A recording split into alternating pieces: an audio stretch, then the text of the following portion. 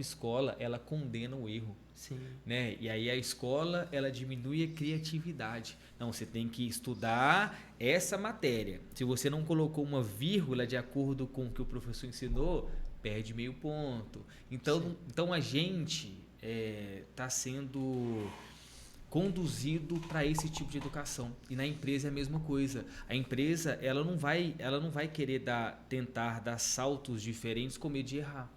Então fica naquele medo e fica naquele mundo. A inovação, não vou colocar inteligência artificial, não vou colocar o internet bank, não vou deixar do jeito que eu sei, onde eu domino essa área e vou ficar aqui. É a zona de conforto, né? E o ficando aqui, ele não produz. E é a zona de conforto improdutivo.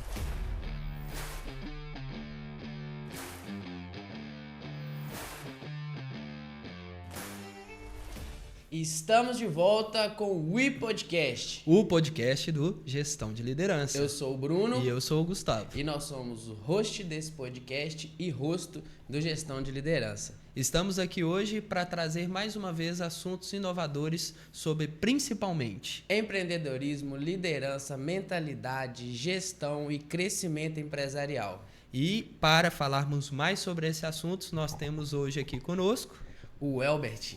Muito obrigado, pessoal. É uma alegria estar aqui novamente com vocês, né? Retomando o iPodcast. E tem muito assunto, hoje promete. Fica ligado, fica até o final.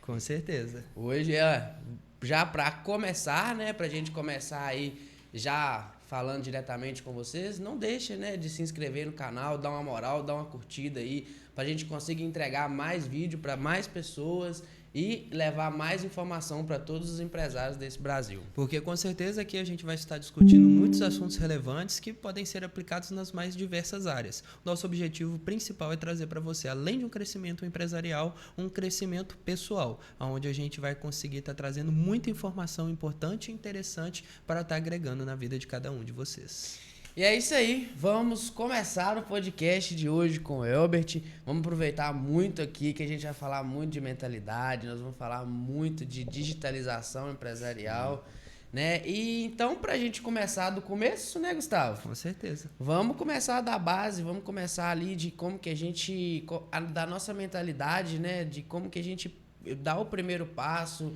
no rumo ali de construir o próprio CNPJ, das empresas. Sim. E uma coisa interessante até para a gente começar, Elbert, eu gostaria de entender um pouco de você que está no mercado digital aí há um tempo. Quando foi que você inseriu nesse mercado? Foi antes, depois, durante o período de faculdade? Como que foi isso? Então, a minha inserção no mercado digital, aconteceu na pandemia, né? Eu até falei no outro episódio aqui sobre tentar trazer para Rio Casca o aplicativo, né, de delivery, onde, como eu morava em capital, né, eu utilizei muito iFood, Uber Eats, e quando eu vim para Rio Casca em 2020, eu senti muita falta dessa mobilidade, dessa facilidade em termos de aplicativo, em termos digital. E quando eu vim, eu entendi que quando eu tentei implementar, a primeira barreira foi a barreira do acreditar dos empresários. Então, eu tive muita dificuldade de iniciar o aplicativo. Por qual motivo? Era necessário ter 10 empresas cadastradas, só que era eu e meus sócios, mas como eu estava em Rio Casca, eu tinha que fazer tudo, treinar, cadastrar, ensinar, vender a ideia, fazer o marketing. Cresci muito como empresário, mas foi muito árduo. Só que quando eu comecei a fazer, essa barreira mental foi complicada porque não existia isso aqui. Então, a inovação ela é muito sobre ver para crer. Sim, com certeza. Então, como não era uma realidade, a dificuldade foi ter que mostrar e implementar. Como eu não tinha o aplicativo funcionando, eu não tinha como simular. Então, era muito no âmbito de visualizar, de mentalidade. Mas depois que o aplicativo começou a rodar, aí outros empresários começaram a ingressar no aplicativo, né? Deu certo no início, mas aí por outros motivos, né? Por motivo de relação comercial do aplicativo, pelos descontos, nós não conseguimos suportar o mercado, né? O crescimento, mas eu acredito que a partir deste momento a mobilização, o comportamento dos empresários e dos clientes começou a mudar e despertar para esse novo. Hoje, assim, tem algumas empresas em Rio Casca que contam, né, com o próprio aplicativo, inclusive. Isso, com o próprio aplicativo. E eu acho interessante isso que vem como uma forma de provocação, né? Inicialmente, toda forma de inovação, ela traz como primeira linha o medo, né? O medo das pessoas. Só que aquele ditado popular, ele é muito comum e muito verdadeiro também, de quem chega primeiro bebe água fresca. É isso. Né? Então, o primeiro passo, claro que a gente tem várias barreiras dentro do empreendedorismo, e uma delas, muitas vezes, é a gente conseguir ter essa capacidade de visualização, da gente entender que aquele produto que a gente busca oferecer para os nossos clientes, aquele produto que a gente busca traduzir para as pessoas a visão que nós temos sobre ele, é de fato algo que vai trazer uma facilidade, um dinamismo, e como que aquilo dentro da vida da pessoa facilita o acesso dela, né? Por exemplo, aqui em Rio Casca, é até uma crítica que eu tenho direto com o Bruno, que eu sou em alguns pontos, né, falho na parte alimentar, na questão de lanche. Então, hambúrguer, eu amo hambúrguer. Só que chega segunda-feira em Rio Casca, você não consegue comer hambúrguer. Todos os trailers fecham, né? E muitas vezes a visão empreendedora é justamente essa. Como você falou que veio de uma cidade grande para cidade pequena, você conseguiu sentir a dor. Sim. E a dor que você sente é a mesma dor que várias outras pessoas sentem. E dessa forma você consegue, então, saber, olha, existe algo que precisa ser abordado. E aí vem a grande pergunta. Como ser a pessoa que aborda isso? E essa proatividade, isso vem muito da questão de mentalidade também, que sai daquela parte que a pessoa fica com aquele objetivo de, meu Deus, alguém tem que fazer alguma coisa, né? E poucas pessoas têm esse impulso de, olha, aqui precisa ser feito algo, né? E se eu for a pessoa que vai fazer isso, eu vou ser a única pessoa que vai estar nesse ramo, porque ninguém pensou nisso ainda. Então, essa falha, na verdade, é uma oportunidade. Né? Assim que eu acho que as pessoas hoje gostam muito do Ctrl-C e Ctrl-V. Eu vou só copiar o que o outro está fazendo. E por mais que algumas identifiquem oportunidades únicas e inovadoras, como você identificou, a maioria não tem coragem ou não acredita naquilo. Eu não acredito que eu vou dar conta de fazer isso. Você foi. Não deu certo. É o que acontece com muitos negócios. Realmente pode não dar certo. Mas você acreditar no seu produto é o primeiro passo. Como que você vende algo que você não acredita? E quando você fala sobre medo, o medo, ele trava as pessoas, né? E geralmente o medo, ele leva ao não. Só que o não nem sempre era para o aplicativo. Isso eu demorei a entender depois. É porque são as objeções, né? Na objeção não existe só uma. É uma lista de objeções. Basta o empreendedor saber quebrar as objeções. E quando geralmente, depois que eu fiz um outro curso de vendas, e aí eu descobri isso, geralmente o não é nem para você. O não primeiro é para ele. Talvez não era o tempo dele, ele não conseguia enxergar. E esses nãos, ele é muito complicado para o empreendedor, para o vendedor, de seguir em busca do sim. Então, isso para mim foi um aprendizado gigantesco. Por ter trabalhado muito tempo com venda e entender. Não, cara, o não é para mim. O não era o entendimento dele, a consciência dele, né? A cosmovisão dele. Eu acho que nesse momento é até interessante deixar uma dica aqui pro público, que é o CRM. Cara, mantém um CRM atualizado, meu irmão. Tipo assim, mantém o CRM atualizado, porque se no seu CRM, e seja verdadeiro. E o que é CRM, Bruno? O que é CRM? CRM é uma sigla em inglês, né? Mas basicamente é onde você mantém o controle dos seus leads, né? Aquelas pessoas que ainda não são clientes, né? Então, se o lead chegam 10 leads, não necessariamente você fecha o contrato com 10 leads, né? Então, dos 5 que você não fechou, é ali que você precisa entender por que você não fechou. Então, aí que entra a parte das objeções. Então, eu vou pegar o lead aqui, eu não fechei esse contrato, mas em qual momento da minha venda eu deixei de apresentar o valor do meu produto, eu não acreditei no meu produto, eu não consegui fazer com que o cliente entendesse o valor ou o problema que eu resolveria para ele, ou eu não atingi a dor daquele cliente. Então, são inúmeras possibilidades que, se você tiver anotado e manter sempre atualizado, você vai conseguir identificar as suas objeções. E aí os próximos leads virão e você não vai perder. E aí você fez uma conexão fantástica, porque talvez o lead ele chega para você e ele fala não. Mas quem sabe no mês que vem? Então, esse acompanhamento é muito importante. Aí a gente retoma dos primeiros empresários, das primeiras empresas que eu ofertei o aplicativo e não quiseram, quando estava rodando, aí eu obtive o sim. Aí eu comecei a entender. Então, o não era na minha argumentação, na minha proposta. O não era para ele que talvez não entendeu, ou estava com medo, ou estava receoso. E aí a gente entra na neurolinguística, né? Que quando você ultrapassa o seu maior medo, os outros medos ficam obsoletos. Sim. Então a gente vai lá na época das caravelas. Os índios tinham medo de quê? Das caravelas porque nunca tinham visto. Então o digital é muito novo. E depois a gente vai entrar na inteligência artificial. Para quem nunca viu, é ilógico, não consegue acompanhar. Exatamente, é o que eu falo para Bruno muitas vezes, é que geralmente as pessoas estão sempre em contato com isso, principalmente porque inteligência artificial está sendo muito falada agora, mas ela já existe aí, principalmente nos planos militares do mundo, há muitos anos, né, que isso vem sendo aplicado. É 1970, 1900 que a inteligência artificial foi criada. E começou, na verdade, antes disso, na Segunda Guerra Mundial, os nazistas eles usavam uma máquina para criptografar as mensagens que eles conversavam entre si, uma máquina chamada Enigma.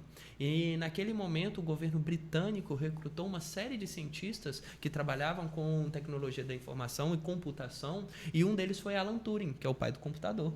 E o Alan Turing, ele criou uma máquina que descriptografava as mensagens nazistas. E como que ele fazia isso? Olha que coisa interessante. Ele pegava a mensagem nazista e engraçado que no dia da admissão dele, ele foi conversar com o oficial, o general do exército que ia fazer a contratação, e um dos temas principais é que o general virou para ele e perguntou assim: e qual é a sua fluência em alemão? Porque você vai decriptografar uma mensagem em alemão, então você tem que saber alemão. Ele falou assim: eu não sei nada de alemão, eu não falo alemão e não preciso saber. A minha linguagem é 1 e 0, é tudo que eu preciso saber. E ele conseguiu fazer essa decriptografia, reverso, né? Exatamente, por conta de algumas palavras fixas que vinham sempre nas mensagens nazistas, que era uma saudação, que era Heil Hitler, como o tempo estava, a palavra tempo em alemão. Usando essas letras que elas sempre estavam presentes na mensagem, eles conseguiram decodificar todas as outras através da máquina. E olha só como que funciona esse plano. Eles sabiam todos os ataques que os nazistas iam fazer, principalmente no Atlântico Norte. E desses barcos, eles permitiam que de 10 barcos, de 6 a 5 fossem atingidos, mesmo eles sabendo que seriam atingidos e que haveriam baixas. Por quê? Porque no momento que eles interrompessem o ataque nazista, eles saberiam que eles conseguiram decriptografar. Então, eles fizeram todo esse acompanhamento. É importante a gente entender isso, porque é nessa mentalidade de transformar estatística e dados de uma forma funcional, prática e aplicável no dia a dia, que muitas coisas, muitas evoluções dentro da sociedade foram acontecendo. E a partir daí, o primeiro computador foi desenvolvido e a partir daí, todos os outros programas, toda a evolução tecnológica que a gente vê até hoje, chegou hoje na mão de todo mundo, né? Então, se tornou aí uma panaceia, né? Tá em todos os lugares a parte digital. E as pessoas que não estão dentro do digital, é muito dessa questão que você colocou dos índios,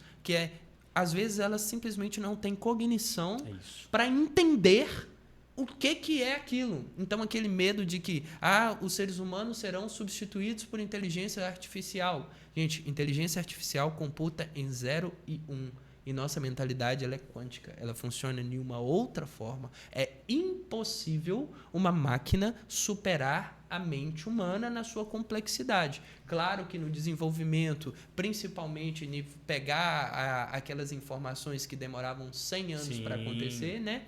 E consegue processar isso de uma forma muito mais rápida do que aquilo que o cérebro humano faria. É capacidade de armazenar e processar. Exatamente. Não de organizar, que quem faz isso é só a gente. Com certeza. Então, por que a inteligência artificial vai acabar com os empregos? Não vai. De forma Não vai. Ela vai criar novos empregos. Isso. E, mais uma vez, como Darwin disse desde o início da vida, a gente precisa se adaptar. Evoluir. E eu acredito muito na questão dessa importância de acompanhar a evolução. né? Porque quem não está evoluindo está morrendo, e o morrer é o ficar para trás.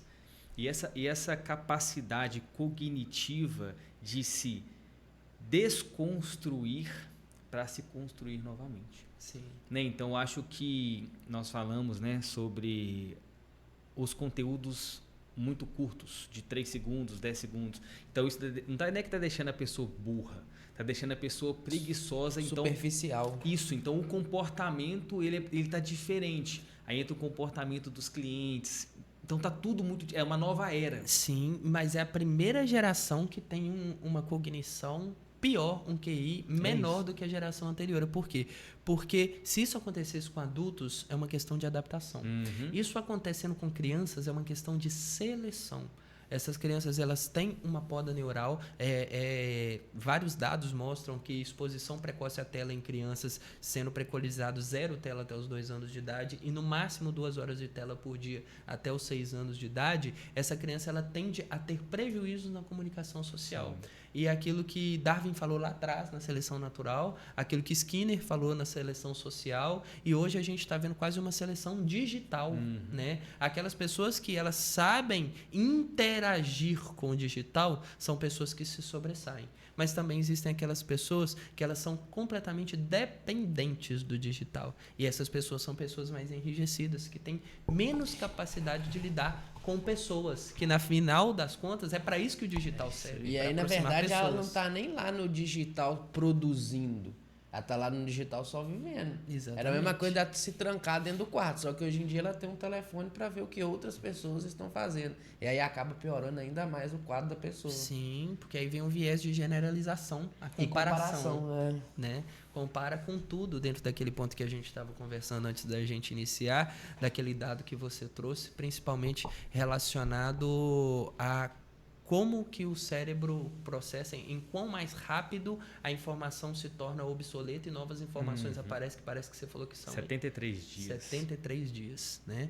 Então, a cada 73 dias. E a informação na palma da mão de todo mundo. Só para contextualizar, né? Porque a gente entrou no assunto aí, já começou nos 73 dias. Vamos só para contextualizar, pode explicar. É porque antigamente, né, na era da evolução industrial, da revolução industrial, as tecnologias mudavam-se de décadas para décadas, né? Então, a luz ela demorou a ser criada. Então, depois veio a automação, depois veio a internet. Então, a cada 2 anos, a cada 10 anos, a cada 20 anos tinha essa mudança abrupta de tecnologias. Só que hoje não. Hoje está tão rápido que a cada 73 dias, né, 10x, 10 vezes mais, está mais rápido para se acompanhar. E aí a gente entra na questão da competência, que eu gosto sempre de falar sobre a competência, ela é treinável. A competência ela pode ser adquirida. Então hoje, talvez, se você não é competente em uma área, você precisa usar o chá.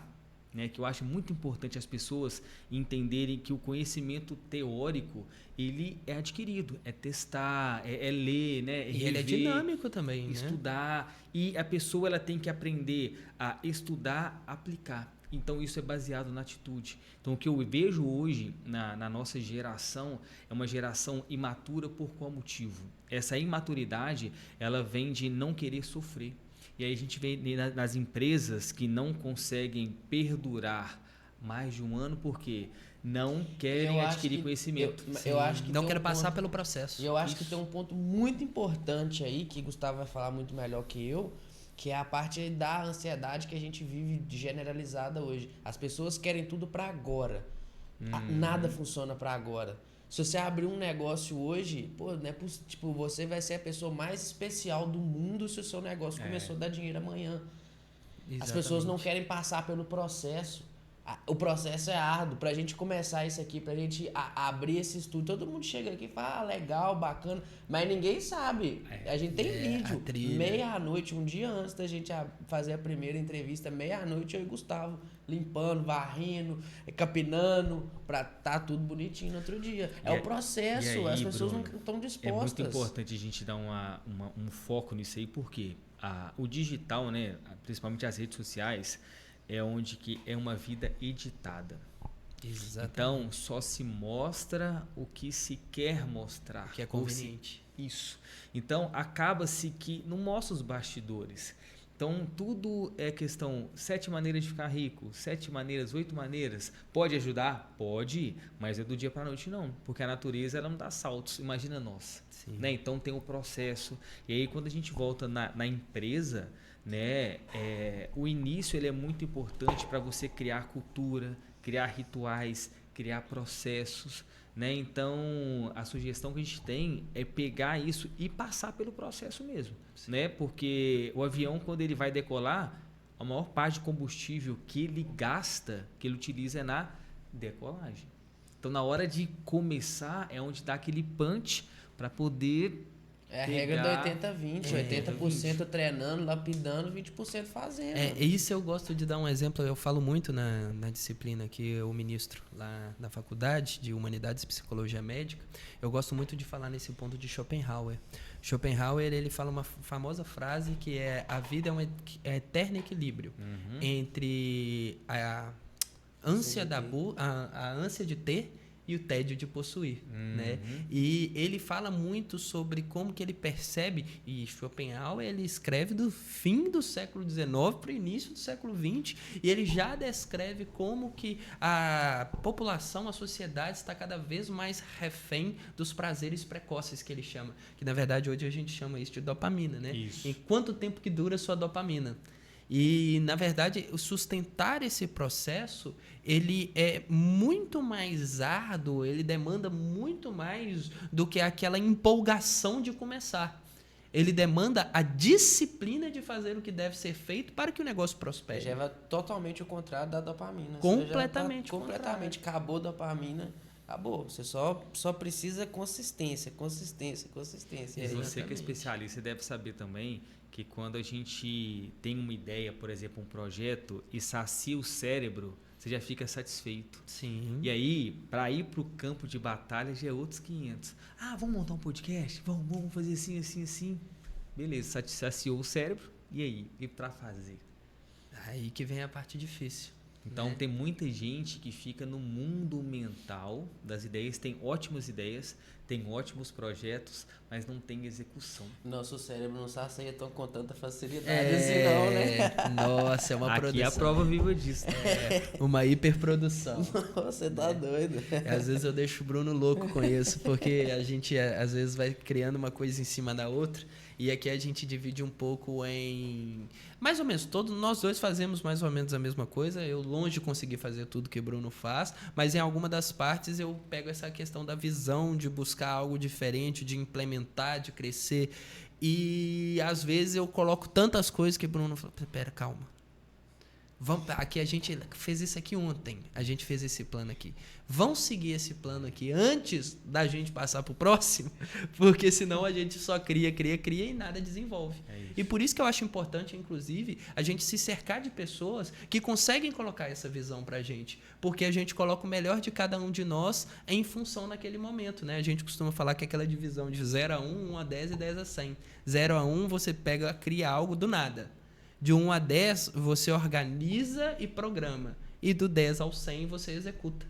Então, hoje, principalmente por conta desses livros gatilhos de 7 formas de você criar o sucesso, 10 erros evitáveis, na verdade, o que as pessoas estão buscando ali é quase um prompt de inteligência artificial. Elas estão buscando comandos. E o sucesso, ele não reside nos comandos. Ele reside na criação dos comandos e direcionamento deles. Porque aí vem a necessidade de você ter um líder de verdade à frente de um processo. Porque o líder não é o cara que senta e manda fazer. Ele é o cara que pega e começa a fazer e fala: vocês vão continuar por aqui. E ele continua no processo, pertencendo àquilo, e é ele que vai transmitir a cultura da essência daquilo que foi programado para se desenvolver. Então, o líder é, de fato, a peça mais importante do jogo, porque ele direciona, o que não significa que todos os componentes não são importantes, mas os líderes, aqueles que estão à frente do processo, eles precisam carregar consigo a cultura daquilo que você quer fazer. E a liderança não se impõe, se conquista, né? É o que o Gustavo falou: se você não é o cara que está ali junto, mostrando para as pessoas que você sabe do que você está fazendo, o que vai adiantar? Se você é meu líder, eu nunca te vi trabalhando, para que eu vou te perguntar se eu tiver uma dúvida no trabalho? Você falou uma coisa que é bem interessante, né? Eu até falei, eu acho que no último podcast que eu participei, sobre o Liderança 10X, onde o Jim Collins, no livro Vencedoras por Opção, ele fala sobre a disciplina fanática, que seria isso. É você ter um projeto e ser fanático em ter disciplina de cumprir o projeto. Não é você começar a caminhar, no primeiro dia você caminha 1 quilômetro, depois 5 quilômetros e para 2 dias. Não, caminha 1 quilômetro todo dia. É a mesma coisa, eu trabalhei em telemarketing, né, como líder de telemarketing, eu falava com a minha equipe. Falei, olha só, você precisa dividir o seu dia em blocos. Por exemplo, o vendedor, ele chega, vai começar a fazer 10 ligações. Vamos imaginar que ele vai fazer 10 ligações e na primeira ligação ele vende. E aí como que fica? Nossa, hoje o dia tá bom demais, né? Nossa, hoje eu vou arrebentar de fazer, de vender. E aí só que ele faz a segunda, a terceira, a quarta, a quinta, a sexta. Aí ele começa a baixar, mas faz as 10, vai embora feliz. Só que o problema é se essa primeira venda, ela for no 10º cliente. Ele liga a primeira, animado, né? Tal, toma um café, segunda, terceira, a quinta ele já começa a desanimar. Qual que é a chance desse cara vender por 10? Menor porque ele já não consegue. Ele perde a crença no próprio produto muitas vezes. Então, divida o seu dia. O projeto é esse, Bruno. Nós temos que ligar para tantas pessoas, ligar para tal disciplina fanática. Tem que ser fanático na disciplina. E o líder precisa disso. Cumprir o processo, cumprir o projeto para ver se vai dar certo ou não. Um ponto nisso também, igual o Gustavo falou, às vezes eu sou o cara que vai lá e fala, não, peraí, a gente já tem muita coisa e tal. Mas também é muito importante o outro lado te jorrar coisa. É 80-20. Porque, tipo assim, por exemplo, às vezes eu só estou querendo travar porque não acho que não vai. Mas a gente teve a experiência que muitas vezes a gente falou, não vai. A gente foi lá e fez. Sim. Então não é... Algumas vezes. Não é tipo assim, vão segurar. Não, eu falo, vão segurar só ano que vem. Mas aí ele desliga o telefone. Daí a pouco ele me liga de novo. Eu já sabe disso, aí me liga de novo. Ô Bruno, e aí? Eu falei assim, não, eu acho que dá pra fazer sim. Isso é tudo uma questão de organizar, né? Porque eu entendo também que quando eu coloco as coisas pro Bruno, ele tá tipo assim, a gente acabou de fazer uma reunião que a gente colocou infinitas programações. E ele tá no processo de organizar, focado, pensando no desenvolvimento de cada uma. E aí, de repente, na próxima ligação que eu tenho, eu já coloco mais uma coisa no programação que ele já tá fazendo. Então, isso, de certa forma, gera uma sobrecarga, né? Então, é importante ter também a parte dos pés no chão, né? Mas sem deixar de sonhar. Então, a gente coloca aí, muitas vezes eu vou falar com ele, não, Bruno, isso é uma coisa que surgiu agora, mas é um pensamento que eu tenho lá pro meio do ano que vem para frente. E aí a gente foi criando esses pontos. Peraí, tá, isso é o quê? Isso é para agora ou isso é para ano que vem? Não, isso é para ano que vem, não. Então, vamos falar disso. Porque a gente já está visualizando a situação. Daqui 1 ano nós estamos vendendo 100 cursos para as pessoas. Beleza, daqui 1 ano nós vamos fazer isso. Mas nós já estamos visualizando aquilo.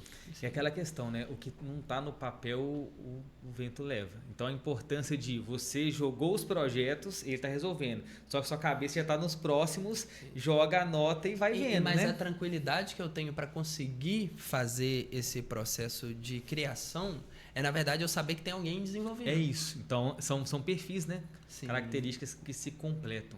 E isso é muito, no âmbito empresarial, é muito difícil de ter. Como escolher o seu sócio? Não entra ego, né? Entra o todo, né? Eu falo muito sobre isso, né? Que o propósito ele tem que ser maior que qualquer obstáculo. Então, o propósito do gestão e liderança ele tem que ser maior do que os obstáculos do dia a dia. Cara, vão fazer? Vão. Vai ter obstáculo? Vão aumentar o propósito, vão aumentar a inovação, vão para conseguir ultrapassar Os primeiros vídeos que a gente foi gravar foi na cidade. A gente foi nos comércios, gravamos com o pessoal e tal. Antes de gravar os vídeos, e aí todos os colaboradores gravaram. E aí o pessoal, o que nós vamos falar e tal. Aí a gente pegou um PDF que eu e o Gustavo fizemos juntos, sobre quem era o gestão de liderança, qual que era o nosso propósito. Então, desde o primeiro dia da nossa empresa, a gente tinha escrito a nossa missão, os nossos valores. Exatamente. E a gente passou isso para os colaboradores. E eles fizeram as perguntas em cima disso. Então, a cultura da empresa, a gente fala sempre, é muito importante você viver a cultura da sua empresa. Porque é isso que te faz crescer. Você segue ali.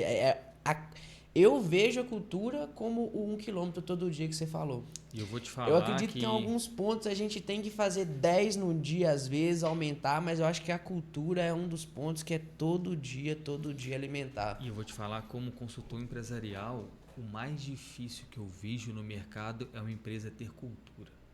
Né? Eu vejo que é o calcanhar de Aquiles ter uma cultura forte. Porque quando a empresa ela tem cultura forte, ela tem processo. Ela não depende por exemplo, fica na mão de funcionário, por exemplo.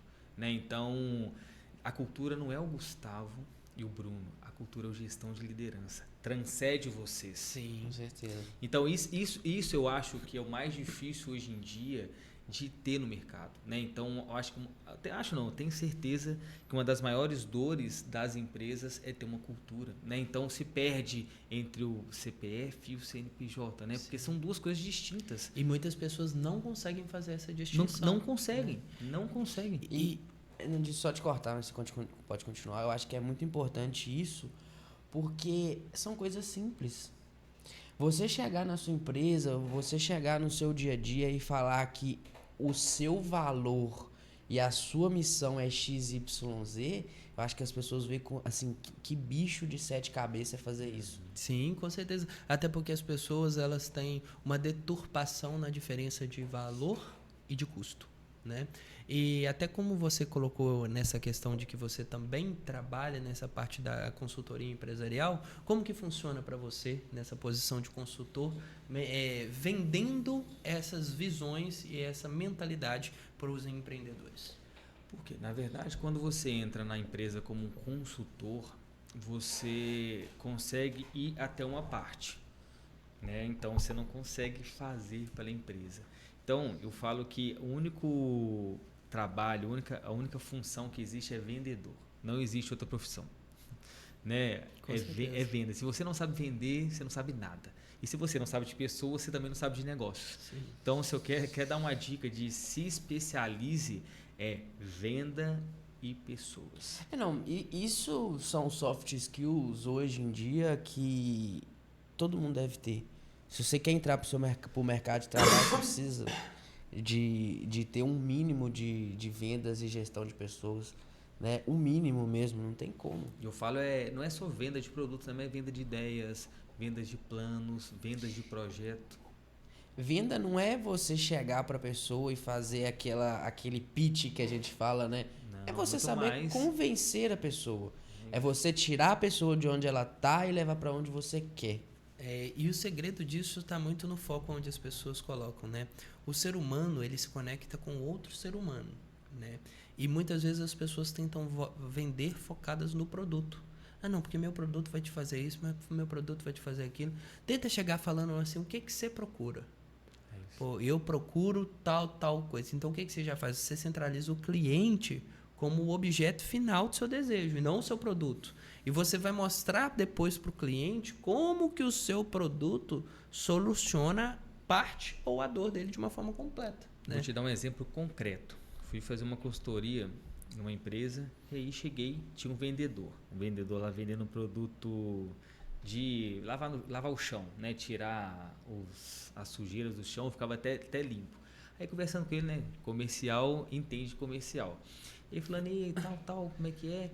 E aí eu comecei a falar com ele sobre a diferença entre manipulação e persuasão. A manipulação é você entregar para a pessoa aquilo que é do seu interesse. Então, por exemplo, você chega num lugar para comprar alguma coisa. O vendedor manipulador, ele vai te vender o que é de interesse dele, para a meta dele, para o objetivo dele. Então, ele vai te manipular a comprar o que é para ele. Mas o vendedor que ele é um vendedor que é persuasivo, ele vai te convencer a comprar porque é bom para você. Então essa insistência é, não, Bruno, pode comprar esse copo aqui porque eu tenho certeza que a sua dor é essa, vai sanar, vai fazer isso, isso e isso. E aí quando você chega em casa, você usa o copo e você fala, cara, não é que ele estava certo? E qual que é a maior habilidade de um bom vendedor? Saber ouvir e entender a dor. E eu Pra colocaria mim, mais faltou um. O perguntar. principal, que é. O principal para mim nesse caso é trazer o cliente de volta numa segunda oportunidade. É o cara que volta. Pra Sim, comprar. aí é aquela questão que, além de ele voltar, ele vai te indicar. Sim. É aonde que ele chega, aí- oferece o copo, resolve o problema, ele vai te procurar porque ele vai ter confiança em você e vai te indicar. E a venda ela vem com Exatamente. Aí, isso aí. Aí você já conquistou o cliente, né? Você já passou da parte da manipulação, da persuasão ali, você já conquistou aquele cliente. Então, acho que isso é muito importante também. Mas eu ia comentar da pergunta. Eu acho que a Sim. maior habilidade do vendedor é saber perguntar. para entender a dor. É, Pra exatamente. entender a dor. Exatamente. Porque se você é vendedor, é aquilo que a gente falou. Se você é vendedor, você tem que conhecer e acreditar no seu produto que você vende. E pode não ser seu, às vezes você está vendendo produto de alguém, mas você tem que conhecer e acreditar.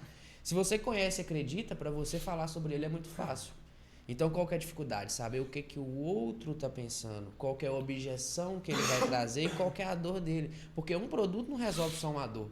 Ele resolve várias dores na maioria das vezes. Então você tem que entender qual que é a do cliente para você falar para ele da forma correta que o seu produto vai resolver.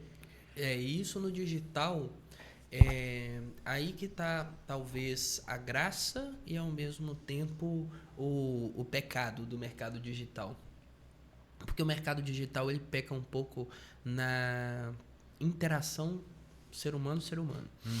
Então, naquele dia que você tá mais para baixo, que o vendedor consegue, além de ser um cara que vende, ele ser um cara humano, né? Que ele te acolhe, vem cá, toma uma água e tal, e não fala de venda com você, ele te acolhe, você fala, antes de tudo, pô, que cara massa. Isso. Né? Depois eu quero ouvir o que ele tem para falar. Agora eu tô preocupado comigo, mas daqui a pouco eu quero ouvir o que ele tem para falar.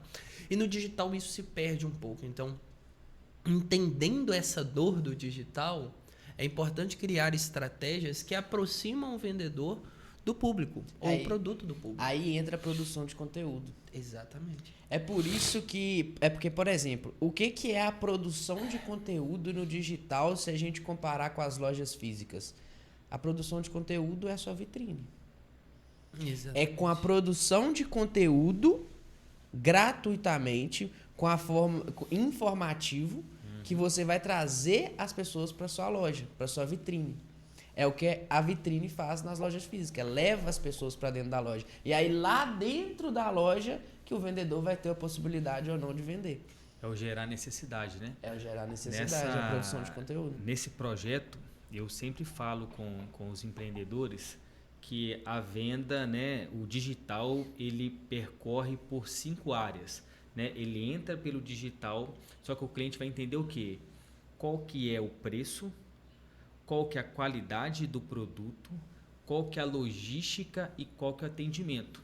Então, por exemplo, entregar conteúdo, fazer o tráfego, tudo bonitinho, é importantíssimo, porque é a porta da entrada. Mas se o cliente ele vem, seu preço não está competitivo, se você não tem o produto, ou se você, que é o principal, não tem um bom atendimento, não adianta.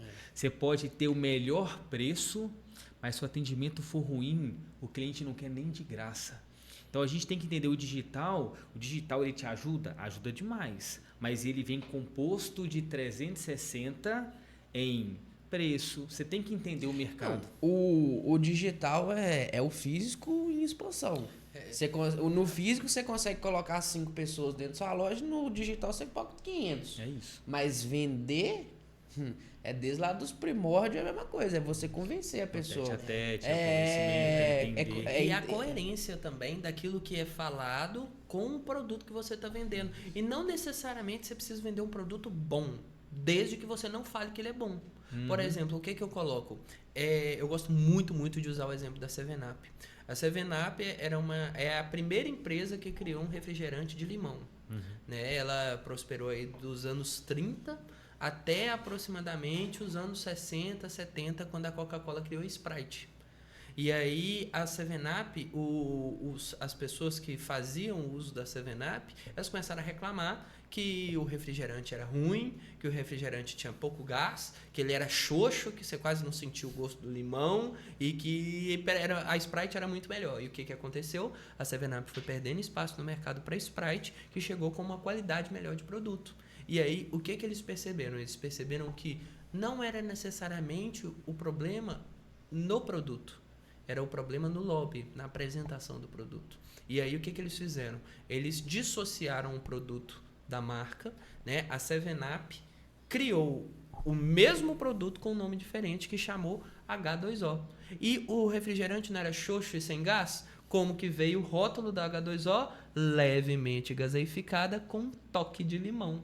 O que eles falaram? Xoxo e sem gás. Pronto, eles estão vendendo agora um produto coerente com aquilo que eles entregam, né? Exatamente. E eles não precisaram mudar o produto. Eles mudaram o lobby e, de volta, retornaram ao mercado e ganharam espaço numa área diferente daquela área da Sprite. E aí, o que vai resolver tudo isso que a gente falou, olhando pelo empreendedor, o que resolve o meu problema de tudo isso aqui? Pô, se você vai abrir uma empresa, vai fazer uma pesquisa de mercado, meu irmão. Exatamente. Analisar o concorrente. Cara, tipo assim, tem concorrente para todos os nichos.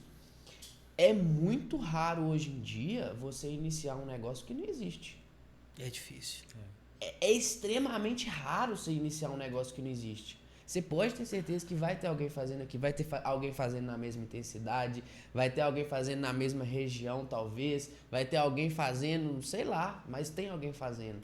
Então você precisa pesquisar, você precisa ir atrás, entender. Peraí, esse produto meu aqui é da marca X ou é a marca que eu mesmo criei? Se é a marca que você mesmo criou, a sua marca já tem valor?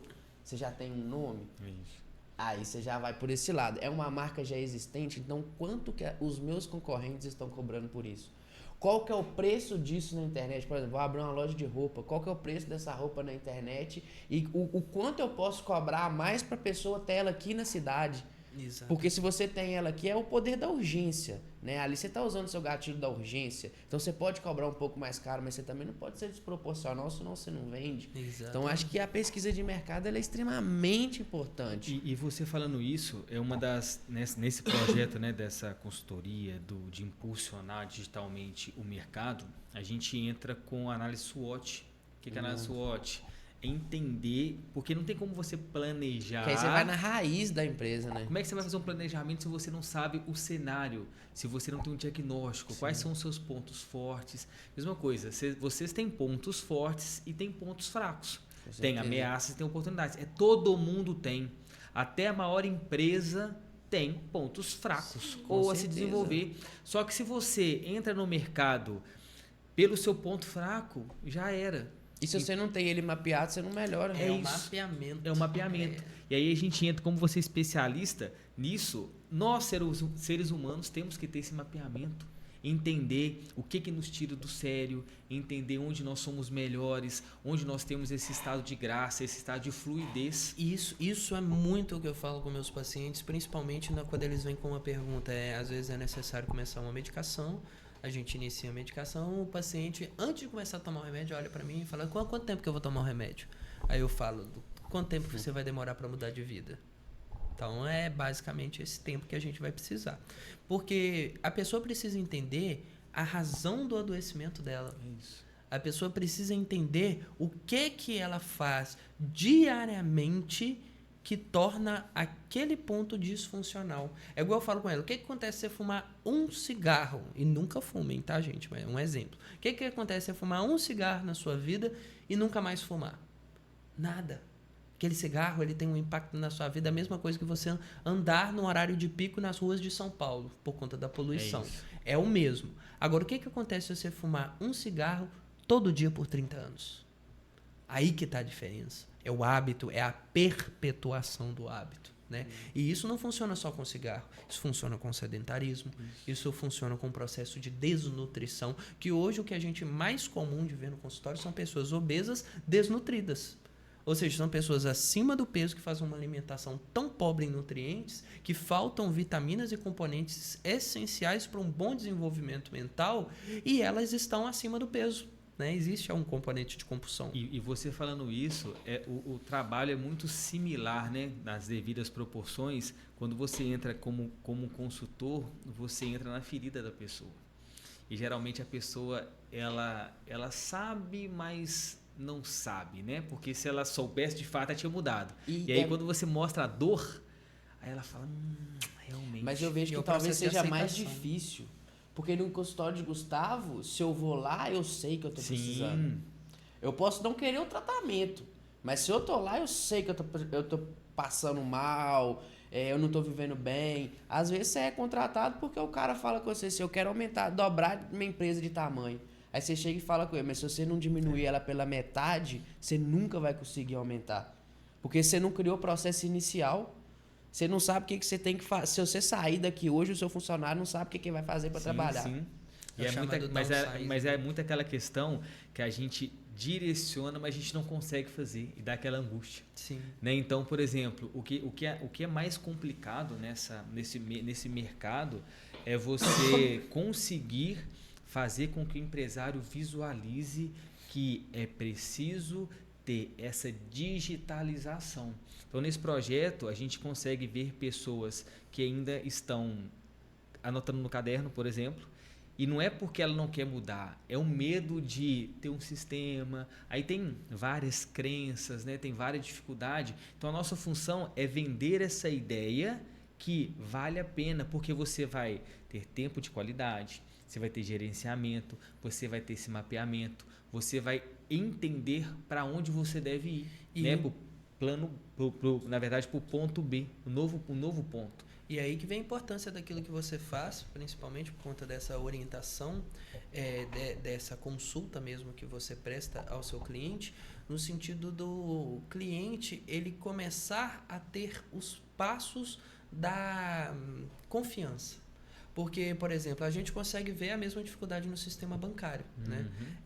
Hoje, muitas pessoas não fazem investimentos, seja na bolsa, seja em criptomoedas, seja nas mais diversas formas de investimento que nós temos, porque eles falam, não, mas e se essa corretora sumir e ficar com o meu dinheiro? Isso vem de uma experiência passada que aconteceu lá, quem teve a oportunidade de viver no governo Collor, em 91, quando ele travou todas as poupanças, as pessoas ficaram sem o dinheiro ali, e as pessoas falam, não, o meu dinheiro precisa ficar guardado e tal. Aí o que elas pensam? A mesma coisa que eles pensam em relação ao dinheiro, eles pensam, se eu colocar tudo que eu tenho aqui no computador e o computador pifar, aí eu vou perder tudo, né? Falou, mas e se tudo que você tem no computador, no caderno, o caderno cai na água? É que tem gente ainda que paga boleto, que tem que ter o comprovante e não paga pelo celular. Sim. Então a gente vê muita necessidade dessa digitalização, sabe? Desse impulsionamento para facilitar a vida. Eu acho que isso não é uma coisa que a gente tem que trabalhar para ajudar na mudança, mas é uma coisa que vai acontecer naturalmente. E você não vai conseguir colocar isso na cabeça de alguém. Inevitável. É a pessoa vendo o resultado do vizinho, do amigo, do primo, seja lá quem for, é a partir do resultado que, opa, peraí, isso gera resultado. Então, por mais que eu tenha medo disso, isso gera resultado. Sim. Então, eu vou procurar, pelo menos, a buscar isso de alguma forma. E aí, igual o Gustavo falou, é muito importante o papel do consultor. E eu vejo que tem um preconceito muito grande das pessoas em fazer a contratação de um consultor. Eles veem isso como se fosse uma... Não, como se fosse... É uma questão de baixa autoestima mesmo, né? Eu acho que não é nem questão do valor também, não. É de falar assim, pô, eu sou tão ruim a ponto de precisar de contratar um consultor, né? Ou tipo assim, peraí, mas se eu contratar um consultor, eu vou ter que gastar com ele e gastar depois para fazer o que vai falar. E aí as pessoas não conseguem entender que muitas vezes a gente fala assim do vício de projeto, né? Que é aquele olho que vê o mesmo projeto todo dia, passa a não conseguir ver as falhas do projeto, né? Porque aí não faz o diagnóstico, não entende o que... Na verdade, o papel é mostrar para o empresário a realidade da empresa, que ele sozinho não consegue fazer. É trazer um olhar de fora. Sim. E né, isso a gente precisa, na psicologia, a gente precisa de vez em quando ter esse olhar crítico de E fora técnico. e sem julgamento. É um olhar técnico, cara. É um profissional olhando por você. Se você precisa trocar o chuveiro da sua casa, você vai contratar um marceneiro?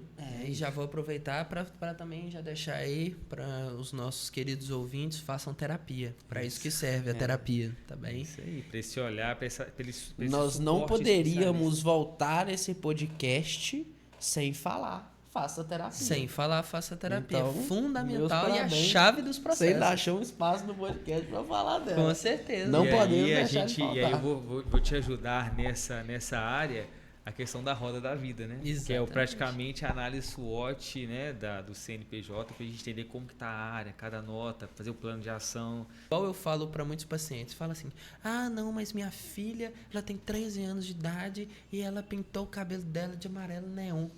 Fala, como é que é sua filha? Feliz. Como é que são a proficiência escolar dela? Ótima. Como é que são a relação dela com os coleguinhas? Maravilhosa. Ela come bem? Ela dorme bem? Sim, tá ótimo. Mas ela pintou o cabelo de amarelo. Fala assim, e tá diferente. Fim. Não existe disfunção. Não há o que ser tratado. Ah, não, mas ela tem que ser igual aos outros. Eu falo, qual que é a necessidade das pessoas em colocarem as outras dentro de uma caixinha, né? A caixinha daquilo que é comum, né? As pessoas tendem a muito perguntar assim, ah, não, mas tal coisa, por exemplo, as pessoas viram para mim, ah, bebê é normal? Eu falei, bebê não é normal, bebê é comum, mas não é normal. Uma pessoa que bebe, muitas vezes, não existe dose segura de álcool. Então, já existe uma disfunção aí, na compreensão de saúde do processo. Agora, você vai sair na rua e vai ver um monte de gente bebendo? Vai, é comum, mas é um problema comum. E aí essas limitações impostas pelos próprios pais volta naquele inicinho lá, né? O medo. Exatamente. Que aí vem gerando medo. A criança. Às vezes E a criança, aí a criança ela cresce. tem uma desenvoltura, tem uma proatividade, tem um raciocínio crítico, tem uma Criativa, boa né? capacidade de retórica, de persuasão, né? Não, E os pais, muitas vezes, com medo dessa criança, soca ela para baixo. Fala, você não pode fazer isso que você está manipulando. E aí a gente vai fazer um gancho bem interessante com o empresarial, que, por exemplo, talvez tenha uma empresa em Rio Casca ou São Pedro, por exemplo, que ela quer se destoar, só que tem medo de ser diferente. Quer trazer uma tecnologia diferente, quer, sabe, trazer alguma técnica, alguma coisa de fora, mas fala assim, não, mas a cidade não suporta. Rio Casca. Mas a cidade, os clientes não vão querer. Então, isso de fato, tem que entender qual que é o seu propósito de vida. O que você quer fazer, né? O que queima no seu coração? Queima, tenha visão, faz objetivos, OKRs, tudo direitinho para alcançar esse novo nível. Independente do que for, disciplina, pega e faz. Porque você só é respeitado quando tem resultado. E o resultado não é da noite pro dia. E aí muitos projetos, eles morrem na época de maturação porque não é hora de dar resultado. Vocês com certeza passaram por isso. Tinha hora que não era para ter resultado. E ok. E você saber disso, que a empresa, por exemplo, meu projeto é de 5 anos, né? Vamos fazer um projeto de longo prazo. No primeiro ano é para quê? No segundo ano é para quê? Aí, esse projeto, nós vamos colocar ele quando? Em junho. Planejamento, né? Então, é entender e mapear e diagnosticar mês a mês, entender, gerir e o que eu estou progredindo? Porque eu falo, né? Progresso é progresso mesmo sendo 1%, mas desde que seja na direção correta. Então, tem muita gente rápida indo para qualquer lugar. E não é rapidez, é eficiência. São duas formas de pensar. Já dizia Daniel Kahneman, né? E você tem que errar, cara. Se você não errar, você não vai acertar Erra, nunca. mas conserta rápido. Exatamente. Tipo E isso que, inclusive, né, como ele tá famoso aí, o Elon Musk, as pessoas falando muito dele recentemente, ele fez um Twitter, um X recente sobre isso, que ele falou assim, a diferença de um louco e de um gênio é o resultado, né? Porque os dois são disruptivos. Os dois saem da norma, da normativa, da mesmice. Os dois veem o mundo de uma forma diferente. Porém, teoricamente, o louco, né, entre aspas, ele não consegue ter resultado porque não existe uma lógica nos processos. E o gênio, ele vê uma lógica que ninguém vê. Mas, portanto, o resultado dele vem daí. Tanto né, que ele era o louco até ao último lançamento que deu certo. Exatamente. E aí, a partir do momento que deu certo, ele virou o gênio. O bom, o brabo. E de repente ele lança a maior... O Elon Musk sozinho, a Starlink no caso, ele tem mais satélites do que qualquer país do mundo, inclusive os Estados Unidos. Então, olha só, pela capacidade dele de criar um processo que ele gastava bilhões para fazer um lançamento, e de repente cada lançamento dele custa 25 milhões, ele consegue lançar várias vezes o mesmo foguete, porque o foguete simplesmente dá ré. É isso. E quem imaginaria no mundo, pô, o cara fez um foguete dá ré. Essa que é a Disruptivo. loucura, né? Exatamente, pensar fora da Só que caixa. as pessoas, elas, né, têm o hábito de só falar do sucesso quando ele vem e esquecer os fracassos.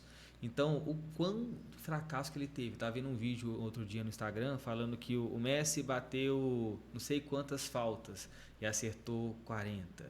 O Michael Jordan fez não sei quantos arremessos, acertou tanto. O próprio Elvis Presley fez tantas músicas, acertou tantos. Só que eles foram bem-sucedidos não só pelo sucesso, mas pelas tentativas. Claro. Sim. O acerto, ele é visível. Eu acertei, eu não preciso mais de ver, de mudar. Eu acertei, é só fazer de novo igual. Acabou. Agora, será que você vai acertar sempre na primeira? Que dia que existe isso no mundo? Então você vai errar, e ninguém vai ficar sabendo do seu E outras erro. vezes... Só você sabe do seu erro, porque quando você acertar, que aí alguém vai ver algo. Sim. Mas aí Descobriu. você tem que errar primeiro. E as pessoas têm que aceitar isso. As pessoas Eu vou não querem eu errar, vou as pessoas eu vou errar, eu porque vou a errar. própria, você sabe disso, você é especialista nessa própria escola, ela condena o erro, Sim. né? E aí a escola, ela diminui a criatividade. Não, você tem que estudar essa matéria. Se você não colocou uma vírgula de acordo com o que o professor ensinou, perde meio ponto. Então a gente está sendo conduzido para esse tipo de educação. E na empresa é a mesma coisa. A empresa, ela não vai querer tentar dar saltos diferentes com medo de errar. Então fica naquele medo e fica naquele mundo. Aí a inovação, não vou colocar inteligência artificial, não vou colocar o internet bank, não vou deixar do jeito que eu sei, onde eu domino essa área e vou ficar aqui. É a zona de conforto, né? E o ficando aqui, ele não produz. E é a zona de conforto improdutiva. É igual quando o cara vai começar tráfego pago. Vou começar a fazer tráfego pago na minha empresa. Meu irmão, você pode contratar a melhor empresa do mundo, que você vai gastar, você vai jogar dinheiro pro ralo. Não é jogar dinheiro pro ralo. É até acertar. É tentativa. Se você está começando a fazer um tráfego pago, consequentemente, e aí, tipo assim, se tiver uma pessoa que fez isso antes, você me desculpa, eu preciso ver para crer, ela não vai ter uma estrutura de venda definida e desenhada. E a estrutura de venda física e digital é completamente diferente, porque no digital você tem que convencer primeiro o seu cliente que você é realmente uma pessoa e não um golpe. Só depois que você vai convencer e vender o produto. Então, esse início ele é sempre muito difícil. Você pensa, cara, um cara que está começando agora, eu vou começar o tráfego pago. Vai lá e gasta R$2.000 e acha que já tem que voltar tanto. Sim. Pô, às vezes você vai jogar R$2.000 lá e não vai voltar nenhum. As pessoas não entendem o processo. Né? É isso. E eu acho muito legal isso que você falou, principalmente porque às vezes até aquilo que as pessoas consideram um erro, na verdade não é um erro de conclusão ou um erro de raciocínio. É só um erro de momento. E por que eu digo isso? Eu vou dando 2 exemplos, que o primeiro deles é o de Einstein. Einstein, lá em 1920, ele desenvolveu toda uma equação que tinha nessa equação algo chamado de constante cosmológica. Você fala, porra, mas se o universo está em expansão contínua, se ele está em uma dinamização contínua, como que existe uma constante? Então, esse resultado que você chegou de constante é um resultado falso. Aí ele falou, não, aí o próprio Einstein, não, eu errei, isso foi um erro, tá? Aí passou-se 100 anos e agora, com a descoberta da energia e da matéria escura, né, que são coisas diferentes, eles falaram, olha, a aplicação da constante cosmológica de Einstein, na verdade, era matéria escura. E aquilo que foi um erro há 100 anos atrás, hoje é um acerto. Então, o cara errou acertando ou acertou errando, Sim. né? Então, Errou a nomenclatura. exatamente, aquilo, o momento, né? Simplesmente aquilo que a gente estava falando, as pessoas não tinham cognição para entender aquilo naquele momento. E nem ele mesmo, ele executou todo o raciocínio no final, ele falou, mas de onde que eu vim para chegar aqui, né? E igual um imediatismo que as pessoas buscam, que é o 80-20. Eu sou um pouco contra o 80-20, porque não é 80-20, gente. É 99-1. Porque, olha só para você ver um exemplo simples disso. o Usain Bolt, até o momento que ele chegou na pista das Olimpíadas para ganhar os primeiros 100 metros rasos como o homem mais rápido do mundo, ele treinou a vida inteira. Ele treinou a vida inteira para alcançar o sucesso dele em 10 segundos. Em, mais precisamente, 9 ponto alguma coisa. Então, olha como que é. Ele trabalhou a vida inteira para em 9,1 segundos ele ganhar a glória de todo o trabalho dele.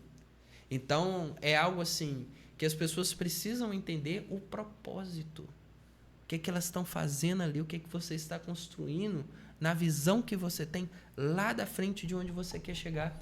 O próprio Michael Phelps, ele foi para a natação porque na escola ele sofria bullying dos colegas porque ele era alto e ele tinha uma face que eles não consideravam muito estética, vamos assim dizer, e ele era alvo de bullying porque ele não conseguia ser bom em nada, e ele era uma criança com TDAH, e aí, visto uma orientação médica, o médico virou para a mãe e falou, olha, ele precisa fazer atividade física.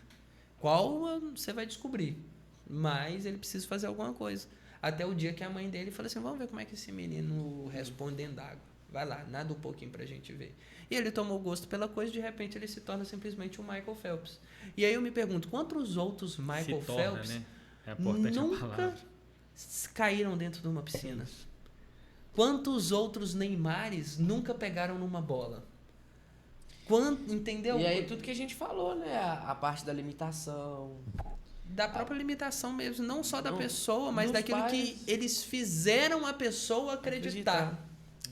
E é tudo uma questão de crença, daí que sai a potência, né? Você falou sobre um negócio interessante, sobre zona de conforto, que a zona de conforto, ela não é ruim, desde que ela seja produtiva, né? Então, a gente tem que ter essa zona de conforto de uma forma reversa, que é o quê? Você está numa situação, você tem que buscar uma nova situação mais confortável, mais produtiva. E aí, as empresas, elas não conseguem fazer isso porque elas querem fazer do jeito delas que dá certo. E a gente entra no paradoxo da performance, que é o quê? Empresas que fazem a mesma coisa por muito tempo. É porque não se atinge a zona de conforto sem passar pela zona de desconforto. Né? Isso. E aí, é o famoso zona de desequilíbrio. Em qualquer momento da sua vida, você vai se desequilibrar para se equilibrar novamente, entendeu? Então, por exemplo, você vai ter que arriscar em algum momento, porque vai chegar uma hora que o que você faz não serve mais para o próximo nível. E o nome disso foi, eu acho muito legal, até puxando um pouco do hype do momento, né, da luta do Mike Tyson com o Jake Paul, que ele trouxe à tona uma frase que o Muhammad Ali falou lá atrás. Pro Tyson, falando assim, olha, ninguém vence esse cara. Ele fala, só tem uma coisa que vence esse cara, o quê? O tempo. É isso. O tempo, por quê? Porque se o tempo mudou, cara, tudo mudou. Se o tempo mudou, as pessoas são diferentes, você é diferente, o seu produto talvez seja anacrônico, talvez aquele produto que funcionava há 2 segundos atrás hoje já não funciona mais. E as pessoas ficam com medo dessa adaptação que acontece naturalmente. E também o seu foco, né? Exatamente. Há O 100 foco anos do atrás. Mike Tyson não estava nisso mais. Exatamente. E assim, há 100 anos atrás existia uma profissão do cara que era acendedor de lamparinas. E depois que as luzes se tornaram elétricas, esse cara perdeu a profissão dele, ou ele virou o cara que faz a manutenção da luz elétrica. Então, é isso que as pessoas precisam entender, o dinamismo e a sua forma de adaptar. E cobrador de ônibus. Exatamente. É isso aí. Então, como a gente falou no começo, não é que a inteligência artificial vai tirar o emprego, ela vai criar novos empregos e gerar novos empregos. Então, da mesma forma, as empresas, elas precisam se adaptar ao novo, à nova realidade. E eu queria deixar isso bem registrado. Cuidado com o paradoxo da performance. Fazer a mesma coisa do mesmo jeito por muito tempo. E aí a gente retoma a ideia de vamos tentar fazer isso, Bruno, vamos tentar fazer isso, vamos tentar fazer isso. E isso é justamente para não cair nesse paradoxo. Ok, vai sempre fazer os podcasts? Ok, mas com qual pitadinha de inovação? Sim. Sabe? Porque daqui a 6 meses é uma nova tendência, é um novo quadro. Então, não é que vocês vão colocar tudo à prova, mas sempre pensando como a gente pode fazer de uma forma um pouco diferente. Sim. Então, isso aqui já conclui com o que a gente está falando agora. Sempre certeza. pense na inovação. Vai fazer criatividade, né? A disciplina fanática, seja disciplinado. Bruno, nós vamos fazer isso nesse mês? Vamos fazer. Vamos fazer até o final. É para fazer 30 dias? Vamos fazer 30 dias. Depois a gente vai olhar o resultado. Mas enquanto isso, aí a gente entra 80-20, 80 execução e 20 inovação, planejamento, testes, né? Que aí você vai entrar numa zona um pouco diferente. Faz a execução do que você já sabe fazer, mas trazendo novas tecnologias. Não, novas é o que eu formas, falo, entendeu? é o que eu sempre falo com o Gustavo quando a gente tem esse assunto. Tipo assim, peraí, primeiro, o nosso plano básico tá definido? Tá definido. Então vamos tacar a coisa em cima. Exatamente. Agora, a gente tem falha no plano inicial, peraí, não dá pra você colocar uma coisa em cima de uma falha. Porque senão vai chegar ali amanhã e a gente vai estar pagando fogo. Eu vou viver pagando fogo. E a gente passou por essa fase. O início do... Nossa Senhora. É todo dia. O início, cara, era todo dia apagando fogo, todo dia apagando fogo, todo dia apagando fogo, todo dia apagando fogo. E aí, graças a Deus também, a gente deu muita sorte que a gente tem um conselheiro que faz parte do conselho da empresa, que é um cara muito brabo, que foi ajudando a gente também. Foi colocando com a gente essas questões das matrizes, né? Matriz não sei o que, matriz não sei o que lá, que aí você analisa quem é perigo, quem não é Sim. perigo.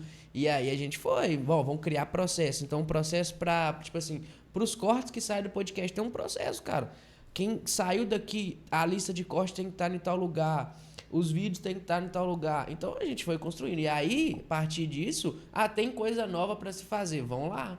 Vamos entender como que nós vamos fazer isso aí. Mas aqui, a estrutura nossa roda. Se nós dois sairmos daqui hoje e sumir por um mês, a gestão vai continuar rodando. É isso. E aí, nesse projeto que a gente faz, a gente tem as capacitações, né? A gente ensina os empresários sobre as matérias, sobre os conteúdos. E uma das aulas mais importantes que eu falava com os empresários é sobre processos e operações. É o principal da empresa. A empresa, se ela quer crescer de forma sustentável e saudável, tem que ter processo. Processo e setor. E aí a prova diz que não é nada combinado, né? A melhor forma é falar da gente mesmo, igual você mesmo falou. Só começou a parar de ter os fogos, né, os problemas, quando teve processo. Por quê? Você ataca processos e evolui pessoas. Só que o que as empresas fazem? Ataca pessoas. E aí que a gente falou no começo. Então fica dependente do funcionário, por exemplo, que está anos na empresa, porque a empresa não tem processo. Então, se eu tiro o funcionário, minha empresa para. Sim. Só que aí a consultoria, ela entra para fazer isso. Amigão, vamos continuar rodando, mas vamos aqui definir nos processos. Lista para mim quais são os processos, aí faz os POPs, fluxograma. Isso a inteligência artificial não precisa, você faz. Com a inteligência artificial fica mais automatizado. Mas tipo você não precisa inovar nisso não, amigão. Processo é processo. Não, chega lá para aí pode ser no caderno, pode ser no papel, mas tenha processo. Assim, me ajuda a criar um POP, que é procedimento operacional padrão, para o setor jurídico da minha empresa, para o setor administrativo, para o setor de RH. Pô, tipo assim... Mas você entende? Se o cara, se ele não sabe trabalhar com inteligência artificial, faça no caderno. Faça no caderno, mas tenha escreve, processo, tenha no fichário. Tem que ter, porque aí chega um funcionário novo, você, primeiro, faz aqui, e fica até mais fácil do processo fluir da empresa. Empresas são pessoas, mas nenhum cargo pode ser dependente de uma pessoa. Pode ser, porque se for dependente, a pessoa é maior do que a empresa. Isso, e ninguém na exatamente. empresa pode ser maior do que a empresa. O que a gente falou no início, a empresa transcende, não sempre. é Gustavo e Bruno, é gestão de liderança. E a gestão de liderança, a cultura é assim, amigão. Então, para você entrar aqui, para você fazer parte da equipe, é assim. Não Você é entrou o Bruno. aqui sabendo, Você pode não concordar com algumas coisas, mas com a missão, visão, valor da empresa tem que estar fino, alinhado. E a missão, visão, valor da empresa, a forma de atuação da empresa, não é a forma de atuação de Gustavo, nem a forma de atuação minha. É onde que os empresários, eles trocam, né? Se confundem porque, eu, Bruno, sou desse jeito. Mas será que o seu jeito ele funciona para essa coisa? E a gente bateu muito nisso, né, mano? Tipo, a gente começou fazendo dessa forma, a gente começou fazendo igual nós fazíamos. E aí, adaptando. É isso aí. Processo, criando processo. E foi uma criação um pouco difícil, porque, igual a gente falou, hoje é muito difícil inovar, criar alguma coisa diferente. E não tem nada parecido com gestão Na região, entendeu? Então, a gente estudar, a gente partir do nada para alguma coisa, a gente enfrentou o processo de peito aberto. Porque foi a partir do momento que não existe é tentativa e erro, né? E aí a gente tem parâmetro, né? Que a gente vai buscar longe. Sim. Tipo, você vai lá em São Paulo buscar o que algumas empresas estão fazendo. Porque às vezes as pessoas confundem. Nós não somos só um podcast. Nós somos a empresa Gestão de Liderança. O podcast, o estúdio, o e-podcast, o Café com Causas Jurídicas. Uma das são a vitrine da nossa empresa. Exatamente. E a gente tem outros pontos por trás disso. Sim, então isso que é importante, da gente entender o posicionamento do líder frente ao seu negócio, né? E o seu negócio não necessariamente precisa depender de pessoas, mas pelo menos de uma pessoa ela depende de você, né? Então, entendendo a forma como funciona e profissionalizando, né? Você transformando aquilo numa persona, a sua persona dentro da sua empresa, que não necessariamente precisa ser a pessoa que você é, mas a pessoa que a empresa precisa que você seja, e sem perder os seus princípios e valores, é claro, Sim. E sendo coerente com os princípios, os valores e a cultura da empresa, qualquer negócio prospera, né? Basta ter essa disciplina e a paciência de esperar também o tempo fazer o seu, né? É isso aí, bate-papo muito bom. Muito né? produtivo. Muito produtivo, o tempo voou. Quando eu olhei pro relógio que eu nem acreditei que já estava acabando. Sim. Né? Mas a gente vai encerrando por hoje. Quero agradecer a presença, o Elbert, e eu mais que te uma agradeço vez. pela oportunidade. Vamos bater mais papo outras vezes, né? Várias outras vezes. Tem muito assunto, né? Com certeza. A gente não falou nem uma unha aqui hoje. Eu falo sobre a questão do estado de graça, né, cara? Na zona da graça. Porque tá aqui, a gente não tem que ter dedo só falar, é a verdade, né? Então a gente, né, os telespectadores ficaram sabendo de fato como que é abrir uma empresa, né? As dificuldades que vocês tiveram. Então é muito fácil vocês chegarem aqui com um resultado extraordinário sem contar as dores, sem contar as dificuldades. Então acaba que a gestão de liderança, ele foi feito para isso, para que você possa de fato aprender com as pessoas que sabem fazer, né? Que aqui não é, vou ligar o microfone e vou inventar, não, é a vida como ela é. Exatamente. E para ensinar como fazer. Então, estou à disposição, né? Para mim, gestão e liderança é onde que eu me sinto especialista, né? Que é pessoas, venda, comercial, vocês podem contar comigo sempre. É maravilhoso. Muito obrigado por ter não só aceitado o convite de estar aqui, como também trazer aí toda a imensa capacidade que você tem de executar, né, principalmente os princípios da sua profissão, de estar dentro dessa parte administrativa da consultoria, mas principalmente pela mentalidade, que é difícil se construir. Então, a gente agradece muito para você enriquecer no nosso programa, enriquecer aqui conosco dentro do podcast, e pode ter certeza que muitas outras oportunidades surgirão, e a gente fica muito feliz de poder te receber. É isso aí. Agradecer também a vocês, né? Mais uma vez pedir a todos que curtam, compartilham, comenta. Ativa o sininho. Ativa o sininho, manda pra tia, pra avó, pra mãe, pro cachorro, pro passarinho, pra todo mundo. Isso nos ajuda a crescer ainda mais e continuar trazendo informações relevantes para todos vocês. E é isso aí, ficamos aqui por hoje. Mais uma vez, muito obrigado, Elbert. Um forte abraço e até a próxima. Até mais.